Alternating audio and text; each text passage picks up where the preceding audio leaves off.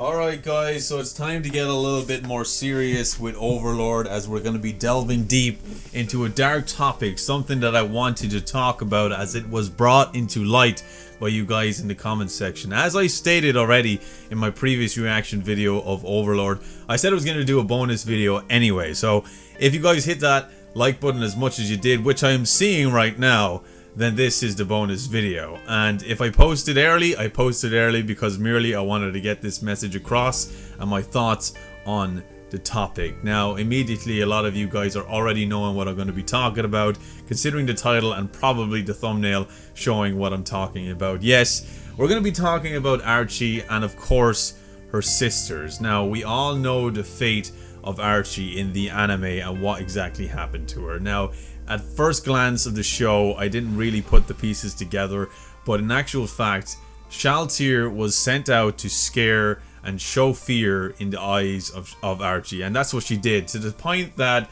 this poor girl fainted. Now, of course, I've stated so many times in Overlord that I have fun with this show, you know. When I react to this show, I have fun. It's a great anime. It's one of my favorite shows, and I get excited about it from you seeing from my reactions. But if we were to talk about the dark topics that are touched in this show, if we were to go in depth to the source material and the meanings behind it, this show is actually very, very dark. The anime itself is quite mild if you compare it to the light novels. Now, I'm not speaking from experience, as I've never read the light novels, but as somebody that reads the comments quite frequently, seeing all the lore experts in the comments and just seeing the differences between the anime and the actual novels themselves, it is quite vast, it is quite huge, the detail that they go into, the specifics that they go into in the light novels as well. Now, the particular topic, like I said, we're going to be talking about is Archie and her two little sisters. Two little sisters is probably the most heartbreaking thing to hear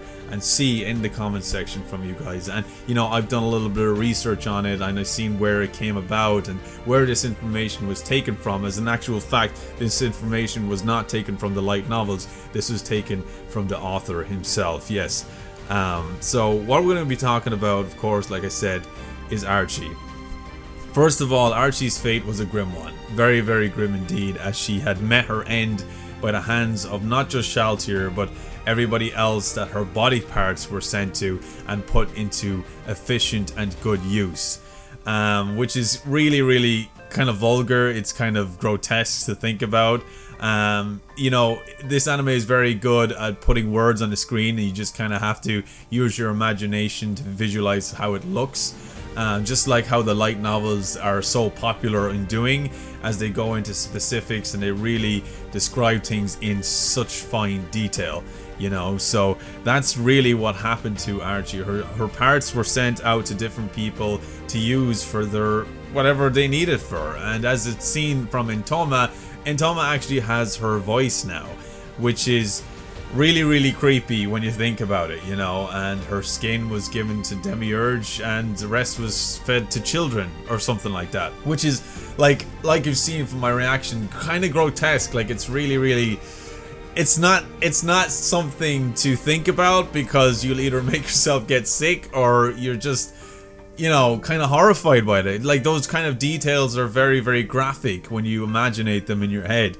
But it gets worse when we delve deeper into the story, and of course her siblings. Eureka and Kudurika, I think, is the name of the two siblings that we see at the end of the episode. So cute and adorable. I mean, when you see them, they're animated like that, and you're just like, it's heartfelt, as you see from my reaction of the show earlier. Like, it is heartfelt, and how they're missing their big sister and they can't wait for their big sister to come home, and they're already making plans on what to do when she gets home, you know. And it's adorable. It's absolutely adorable. But then when you really delve deep into the information that was given by you guys, and when I done my little bit of research, it is so damn dark. It really is. It delves into some seriously dark waters. And when you think about it and you go back and you watch a scene like I did, and the music playing in the background, like, my first initial reaction to this scene was, oh, these two are so cute.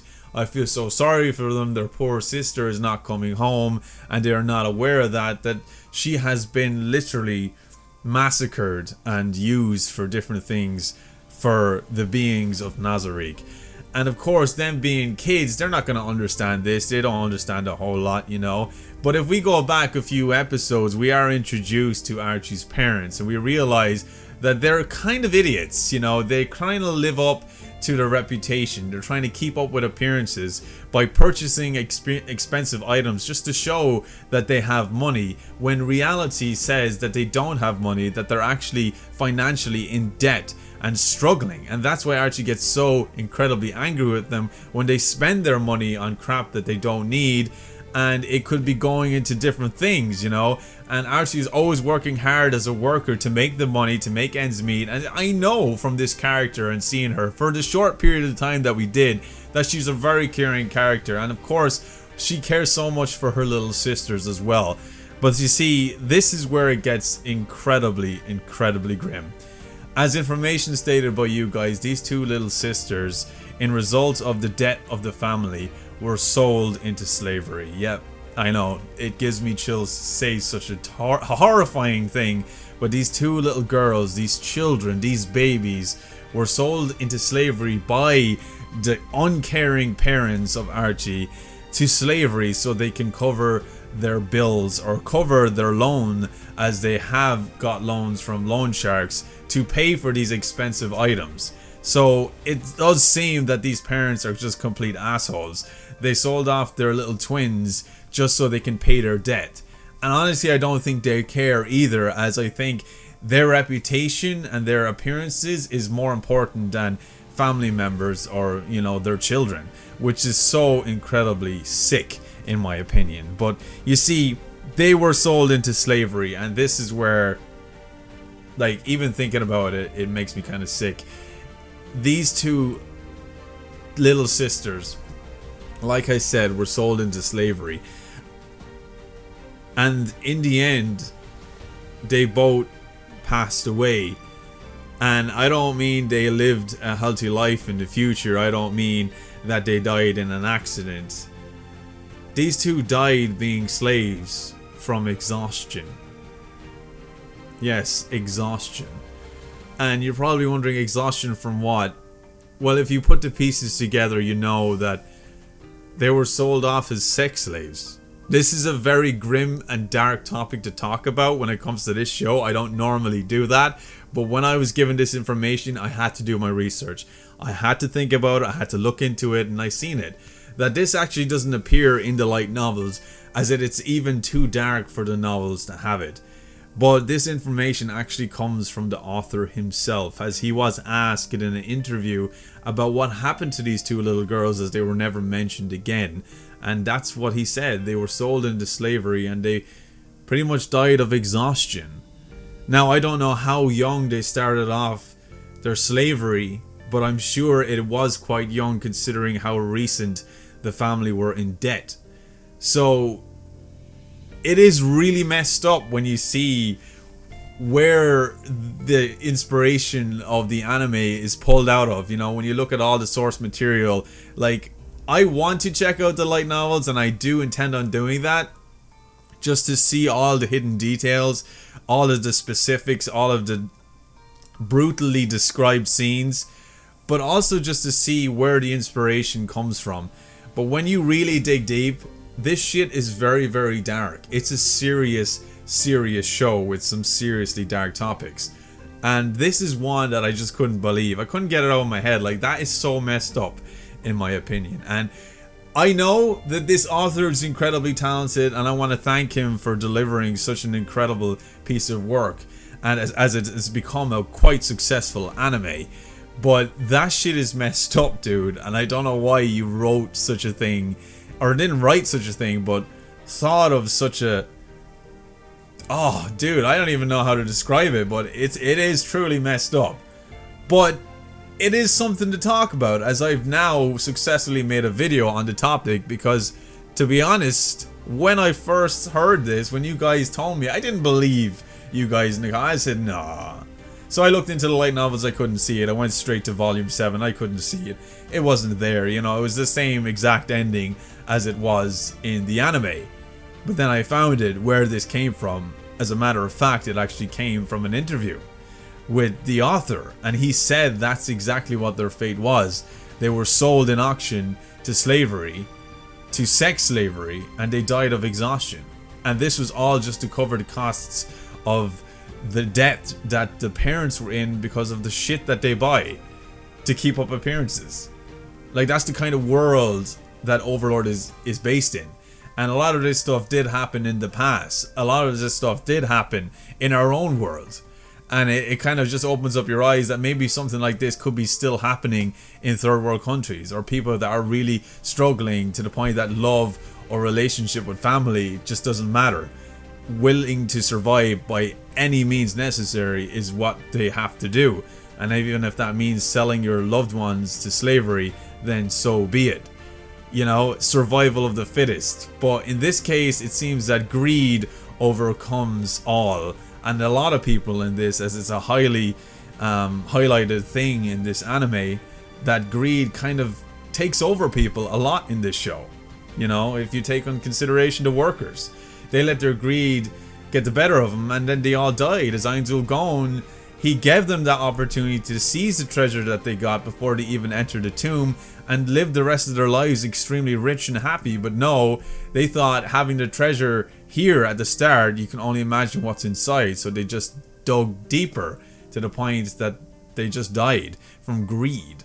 And it happens a lot in this show. It really does. And I think it's one of the things that are highlighted a lot. And I like that. I think it's an important message to give across if you look deeper into it.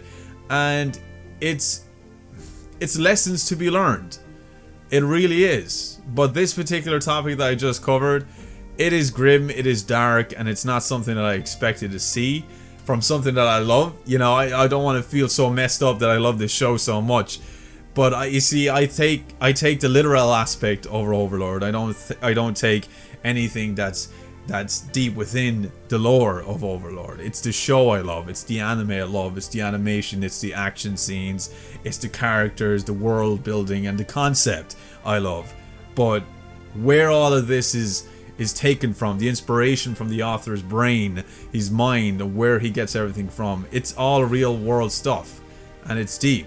And it is incredibly dark, and it's emotional. So that's just something I wanted to get off my chest, something that I wanted to share with any of you that may be not familiar with that information, as I think it's kind of one of the most OMG informations that I've ever seen, and a little bit of lore that you guys have shared. You guys have shared so much lore with me before, and some of them have been shocking, but this is definitely downright the most disturbing piece of lore I've seen and heard. And the fact that it came straight out of the author's mouth means it's something that couldn't even be written into the light novels. You know, it is quite messed up, but it was interesting and I wanted to cover it. But that's all I had to say. This is a serious Overlord video. I haven't done one of these, but seriously, it is a serious one, and I wanted to talk about it and share my opinions on it. Let me know what you think about this piece of information about Archie and her two little sisters and their fate. Do you think it's incredibly dark? Do you think it was right that the author didn't actually write it into the light novels? The fact that it didn't make it into the light novels, I'm 100% certain it won't make it into the anime.